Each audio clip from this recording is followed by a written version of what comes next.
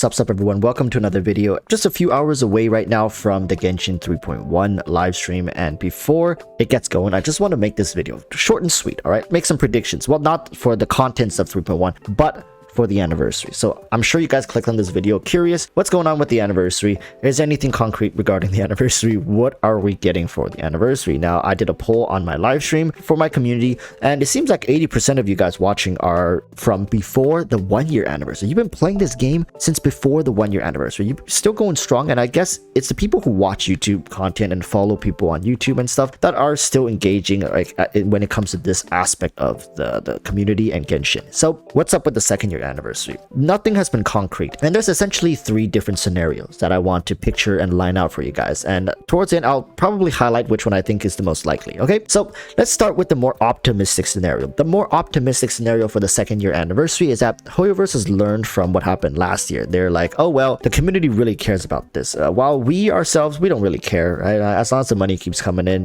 preferably we don't want to do anything too extravagant, nothing too crazy, because it sets a precedence and every year they're going to expect this level of delivery. But we don't want to repeat what happens last year, right? Our reviews on the CN Bilibili is 5.4, I believe, out of 10, and I think in the app stores it's like what, 3 or something out of 5. They don't want to repeat of last year. The community was not happy globally. It was just, everything was a mess. So this is what they're going to do this year, right? They learned their lesson. They're going to give us a little bit more, right? 10 20 summons plus glided wings, cosmetics, a statue in our Serenity Pot, some sort of combination between in-game stuff and outside of game stuff. Maybe an event, a concert like they did last year. It was sweet, but it wasn't enough to make the community feel like they're being valued. Because yeah, while you're doing all this concert and stuff, making things happen IRL, essentially you're just running publicity for yourselves, right? So what about the players? So hopefully this is going to be the good timeline where things just go right. EroticWalruss don't need to go above and beyond. Let's be honest here, it's not realistic to expect them to give us like 1 copy of every single 5-star and is gonna do his little Kaching cosplay and dance his bunny girl dance for us. It's not gonna happen. But it's realistic to say, well, judging by last year, 10 free summons, a little bit of goodies here and there, we shouldn't have to pester them this time for it, right? Now, for those of you who are wondering, well, Walrus, that's quite the low expectation, right? Like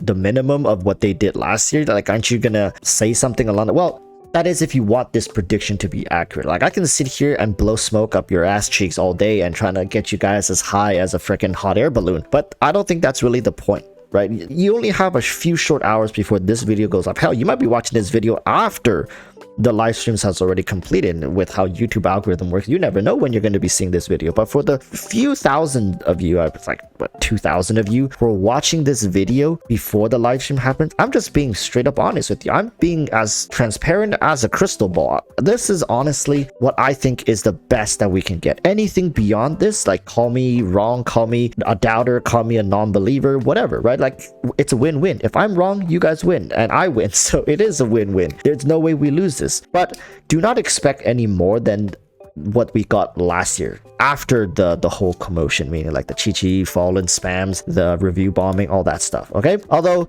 I do have 2 more scenarios. The second scenario is EroticWalruss reverts back to their old selves, meaning they want to execute what they tried to do last year, do the bare minimum, like bare minimum, maybe give a thank you here and there, have Dawei come on and say a couple words and call it a day, right? And do a bunch of PR events, get all the cosplayers and the artists to make free stuff for them for publicity, and then like spread it all over the internet and run ad campaigns like crazy, like 2nd year anniversary, wow, you know? And then they don't do anything in game. They do concerts, they can do as many IRL events, do collabs with restaurants and all that stuff, but no, nothing in game. That's the second scenario, right? That's pretty much doubling down on what they initially tried to do last year, doing what they did last year, but more, without giving anything in game. It's likely, look at a lot of regions right now have Genshin themed IRL collaborations. They're not doing collaborations in game because it ruins immersion and the player experience, right? Like, oh, like, why would Goku be in Teyvat? It just doesn't make any sense. But apparently Colonel Sanders could put D-Look in a chokehold IRL and slap Jean's butt cheeks, and that makes perfect sense. Doesn't ruin immersion at all. Hell, like, we praise it. It just doesn't make much sense. It almost feels like HoYoverse is drawing up their own agendas to fit whatever they want to promote and to distribute from their game. Oh my god, conspiracy. Let me just grab my tinfoil hat real quick. That's a whole nother video, right? But I'm just saying, that's like the neutral timeline. That is something that I think a lot of people could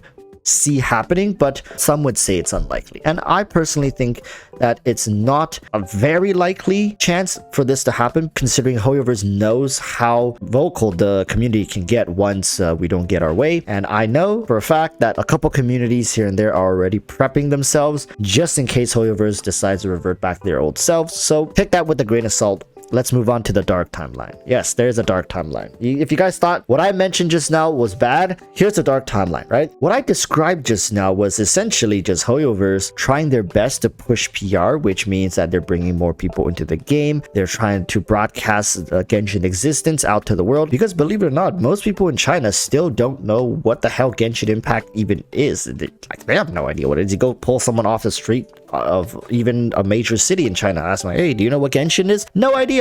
All right, no idea, never even heard of it. And there's a sort of bias that everybody has. So you guys might be like, no way, Walrus, like everybody in China must know Genshin.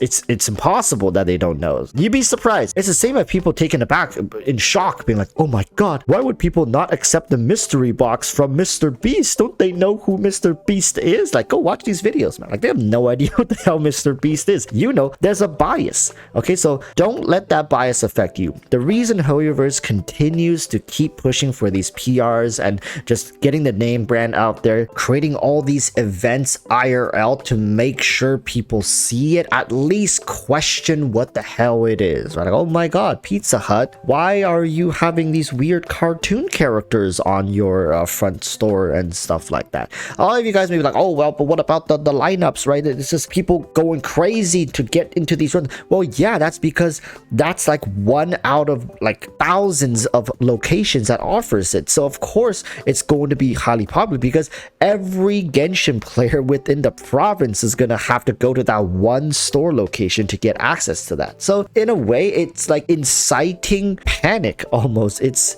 a publicity stunt in a way, right? Like, oh well, if you want to try it out, that's the only location you can go to. So in that sense, that's also biased, right? But there's a reason why HoYoverse continues to do this, and believe it or not, that's still beneficial to the game. It brings more players into the community and continues letting Genshin be one of the most popular games to ever exist. But here's the dark timeline. The dark timeline is HoYoverse doesn't do any of that, right? You will get a letter, maybe you'll get a nod, maybe not, but there's gonna be a mention of the 2nd year anniversary, roughly, give or take, in the live stream, and they're gonna thank you. They're gonna wish themselves a happy birthday, give themselves a pat on the back, and that's it. There's no special events, there's no cosmetics, there's none of that. 10 pulls? No. Glider? No. Just a mention in the live stream, and then we move on. If that ends up happening, then we truly have lost our way. I'm sure a lot of people are going to be on the ground, fallen, backs broken, spirits bent, twisted, distorted, out of shape. Let's welcome the second review bombs, because if HoYoverse decides to do just below the bare minimum, like nothing, that's pretty much nothing, giving themselves a pat on the back, saying thank you, that is not equivalent to anything. So this is the dark timeline. The chances of this happening is astronomically low. I do think HoYoverse has a few kinks to iron out when it comes to their player treatment and communications, but I don't think they're as dense and as oblivious to this degree in that they will think they can get away with not doing anything. But then again, HoYoverse's best weapon against their own community and player base has always just been the silent treatment. Doesn't matter how hard we scream, doesn't matter what we do, just stay quiet. 100% just staying quiet, things will blow over eventually. It's worked for them in the past. In 2 occasions, they have chosen to bend the knee and give us what we want, that being the Zhongli change and the 1st year anniversary. However, judging by them seeing how quickly they were able to bounce back from all these sort of backlashes, albeit they did do something, but HoYoverse is always a company that feels like they're pushing the limits, and when it comes to pushing limits, it also means the player's patient limit. So once again, it's not out of the question that they could try to test the player's patience and see just how